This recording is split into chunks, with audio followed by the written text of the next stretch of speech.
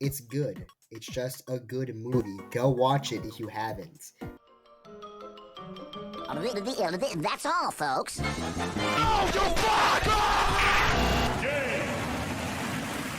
I don't know where I can begin my praise because this movie is actually magnificent. This movie is so magnificent, it actually brought me back to YouTube. That's how good this movie is. It's even better than the original in almost every way. So let me start off with the big obvious elephant in the room, the animation. The animation is just superb. The original Spider-Verse movie inspired a whole new genre and approach to animating movies. However, Across the Spider-Verse, I think, even breaks the expectations set by the original. They incorporated so many more art styles, and the animation is just so smooth and fluid, and it just works so well with all these different elements. And I just think it's completely fantastic. And the coloring is just so vibrant, and just the style in general, it just has so much class to it. Okay, moving on to the music. Now, this was a little bit disappointing, I'm not gonna lie, because the thing is that the original Spider-Verse movie had Sunflower and What's Up Danger. This movie had the song by Metro Booming that I actually forgot the title of, but it's a good song, go listen to it. But the rest of the soundtrack was, I'm not gonna lie, a little bit forgettable. Maybe I've not listened to it enough, but it's still a good soundtrack at the end of the day. This is Spider-Verse we're talking about. Okay, let's get to the big boy in the room, the story. Tell me why you treat me differently than all the other students. Because you're black! Hey, Darman fam, please remember that we're not just telling stories, we're changing lives. The story in this movie just brings you through a whole bunch of twists and turns. I don't really think I'll get that much into it, but if there are spoilers, I will mention them beforehand. So the plot of this movie is just really well written, but I do have a few gripes with it here and there, but I'll get to that later. I think the story was really well executed, and I think they really did a good job delving into the themes established in the first movie about individuality and being unique. In the first movie, we saw that Miles was very different from everyone, and he didn't really fit in. We saw in the first movie how he got along with people, but he just didn't really fit in.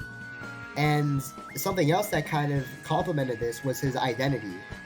He's half black and half Puerto Rican, meaning that he didn't really fit in with anyone racially either. And that also highlights his struggle as Spider-Man, because no one really understood what he was going through.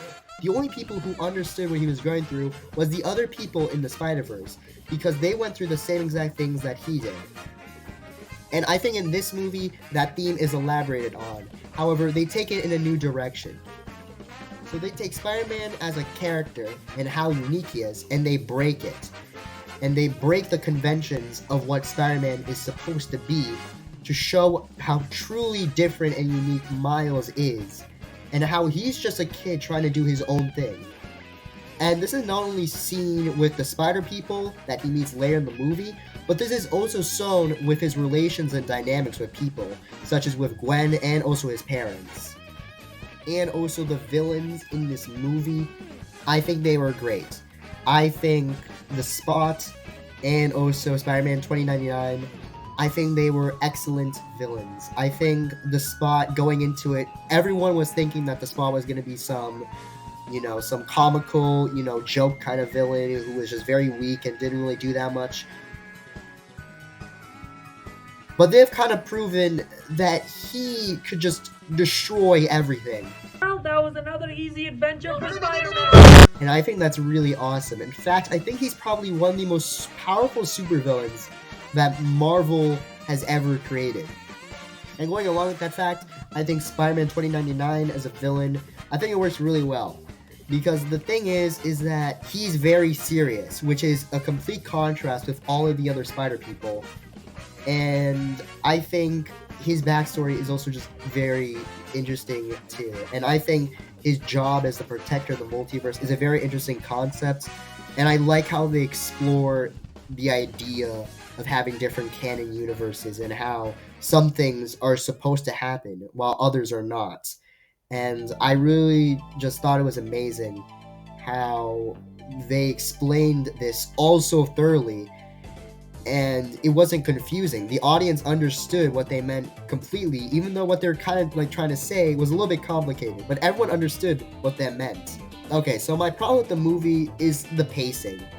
This movie is such a fun movie to watch, but near the beginning and the end, there's definitely some pacing problems. The movie is 2 hours and 20 minutes long, which that itself is not the issue.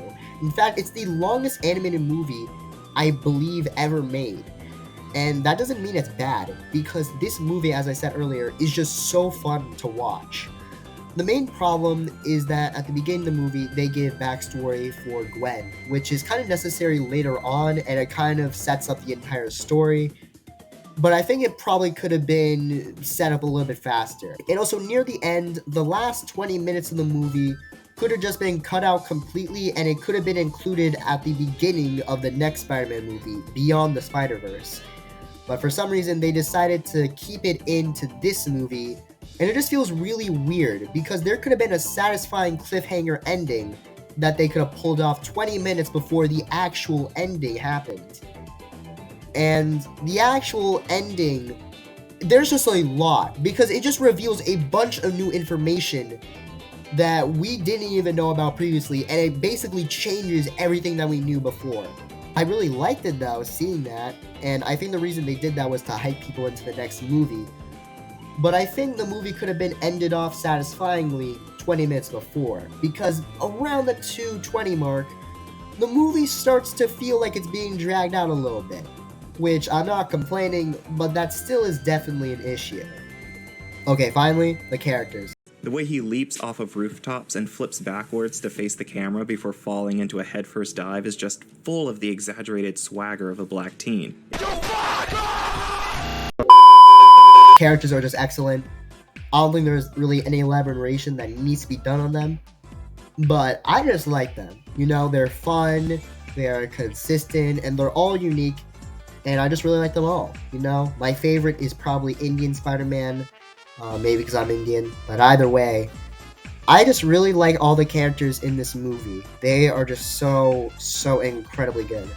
So yeah, that was my review of Across the Spider-Verse, and I really hope Beyond the Spider-Verse really carries up and lives up to the expectations that this movie has set, because I think that this movie is honestly better than the OG original Into the Spider-Verse.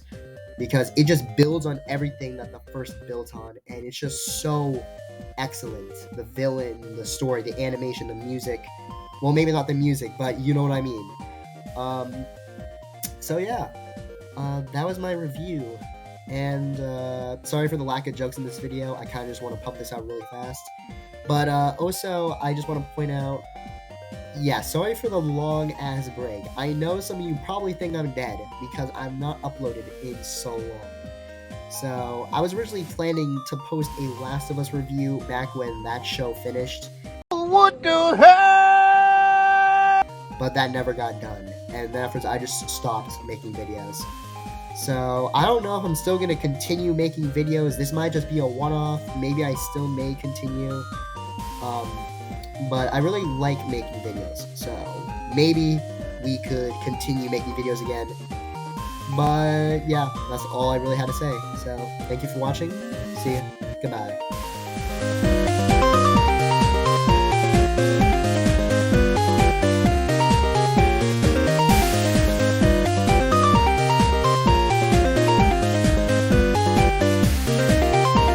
I respect every single Spider-Man in here. Does that include me? No!